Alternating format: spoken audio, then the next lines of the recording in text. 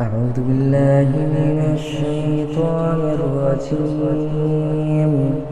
بسم الله الرحمن الرحيم. هل أتاك حديث الغاشية؟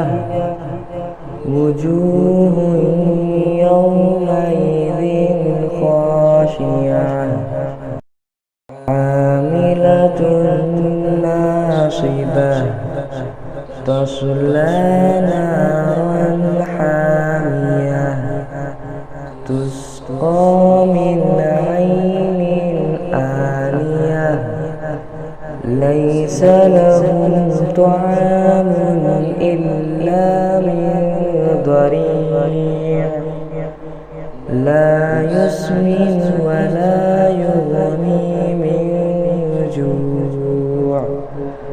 وجوه يومئذ ناعمة لسعيها راضية في جنة عالية لا تسمع فيها لاغية فيها عين جارية فيها سرر مرفوعة وأكواب موضوعة ونمارق مصفوفة وزرابي مبثوثة أفلا ينظرون إلى الإبل كيف خلقت وإلى السماء